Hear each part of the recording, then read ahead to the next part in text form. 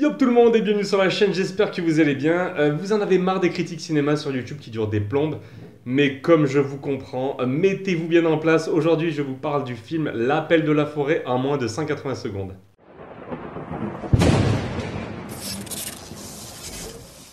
Allez c'est parti, le film est sorti au cinéma le 19 février 2020, il dure 1h40. C'est un film d'aventure dans lequel nous suivons les aventures justement d'un chien qui se prénomme Buck.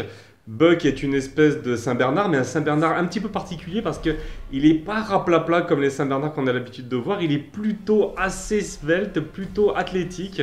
Et dans ce film, nous allons voir comment Buck a été arraché à sa vie de chien domestique pour vivre une vie beaucoup moins facile, une vie remplie d'aventures dans laquelle il va rencontrer beaucoup de personnes. L'un des premiers personnages que va rencontrer Buck, c'est le personnage qui est joué par Omar Sy.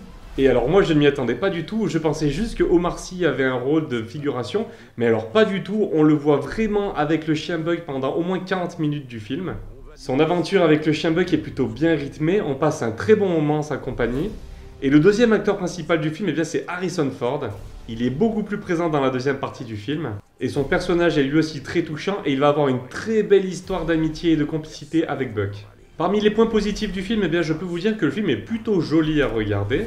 On voyage beaucoup avec notre ami Buck, on traverse même les saisons et tout au long du film, on croise beaucoup de jolis panoramas. Un autre point positif du film, c'est le jeu d'acteurs de Omar Sy et de Harrison Ford. Comme je vous l'ai dit, ils sont très touchants et ils ont vraiment une très belle présence à l'écran.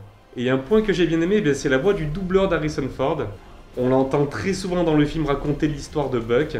C'est une voix très grave mais aussi une voix très chaleureuse que j'ai adoré entendre.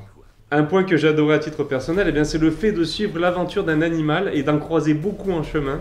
La majorité des animaux sont en images de synthèse, il y a un petit message écolo qui est fort sympathique également. Et malheureusement, le traitement des animaux en images de synthèse est assez litigieux dans le film.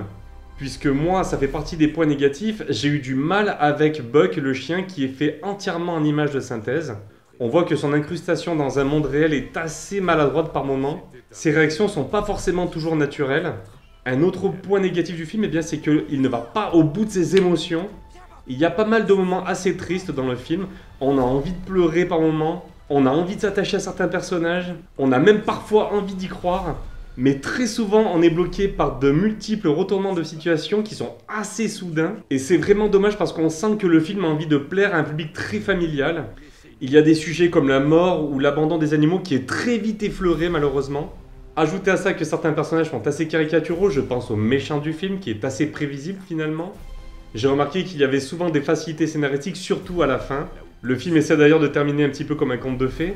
Sauf que moi, les dernières rencontres animalières que va effectuer Buck, moi j'ai eu un petit peu du mal à y croire. J'ai tout de même passé un bon moment devant ce film, je me suis beaucoup attaché au personnage de Buck.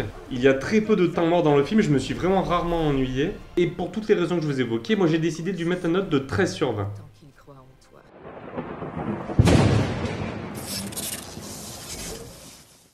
Voilà les amis, j'espère que la critique vous a plu. Si c'est le cas, écoutez, n'hésitez pas à me laisser un petit pouce en l'air, n'hésitez pas à m'en parler dans les commentaires. On se retrouve très vite pour une nouvelle vidéo. Salut tout le monde!